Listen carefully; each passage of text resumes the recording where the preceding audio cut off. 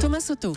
La Suisse, Monaco, le Liechtenstein et maintenant le Vatican, le plus petit État du monde, va lever son secret bancaire. Bonjour Nicolas Barré. Bonjour Thomas. Voilà donc que même le Vatican est gagné par la lutte contre l'évasion fiscale. Voilà, le pape s'attaque à un paradis fiscal en l'occurrence. Joli. Effectivement, non, mais le Vatican est réellement un paradis fiscal, et c'est pour corriger cette image effectivement que la banque du Vatican, qui s'appelle l'IOR, qui est l'Institut des œuvres pour les œuvres de religion, va faire preuve de transparence sur les comptes de ses clients.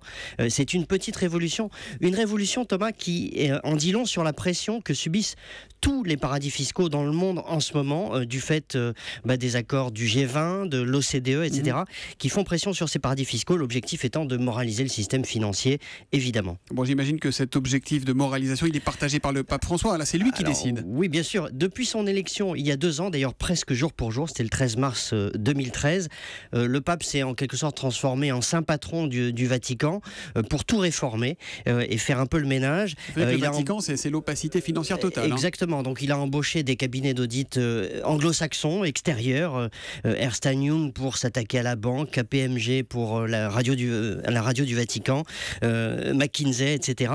C'est un patron, c'est un chef d'entreprise. Exactement, en fait, il réduit les coûts, il s'attaque à tout ça. Il a créé un C8, un groupe des 8 cardinaux, principaux cardinaux, qui s'occupent de la réforme. On les appelle le gang des 8, d'ailleurs, c'est vous dire si ils prennent leur tâche à cœur. Il faut dire que la philosophie de ce pape, elle est plutôt très critique vis-à-vis du système financier. Exactement, c'est ça qui est intéressant. Les 2 hommes forts de la réforme sont sur cette ligne. Le cardinal Maradiaga, qui est le patron de ce fameux C8, a souvent parlé de dictature du système, du capitalisme financier. Il avait fait campagne dans les années 90 pour la baisse de la dette des pays pauvres, etc.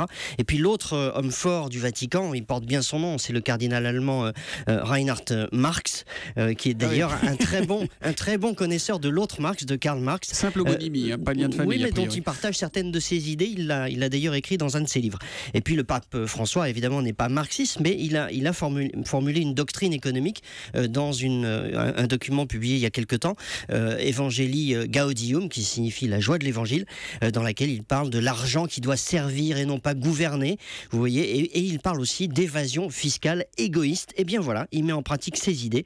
Le Vatican ne pourra plus être un paradis fiscal. Vous voyez comme quoi tout arrive sur Terre. L'édito écho de Nicolas Barré, directeur de la rédaction des Échos, qui nous parle de la Terre et du paradis ce matin. C'est tous les matins à 8h10 sur Europe 1. À demain Nicolas. À demain.